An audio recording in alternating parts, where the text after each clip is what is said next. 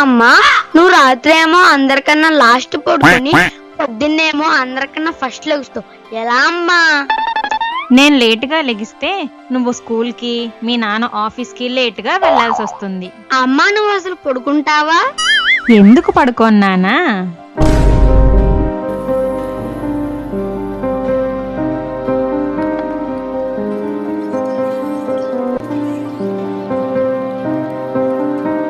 మా అమ్మ ఎంత కష్టపడుతుందో నేను కూడా హెల్ప్ చేస్తాను.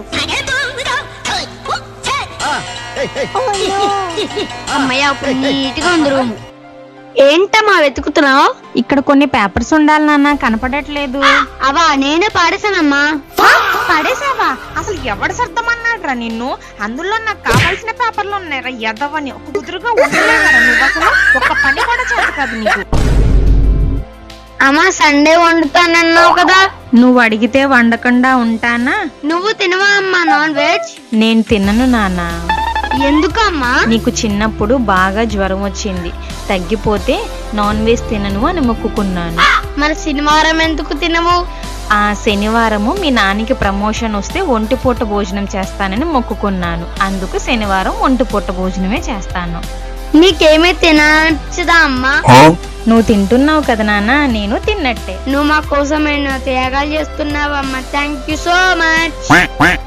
ఐ లవ్ యూ అమ్మా. లవ్ యూ టూ నాన్నారు. మీరు హ్యాపీగా ఉంటే చాలు, థ్యాంక్ యూ అవసరం లేదు. అమ్మలందరికీ హ్యాపీ మదర్స్ డే. వీడియో నచ్చితే like, share and subscribe for more videos. Next వీడియోలో కలుసుకుందాం. బాయ్.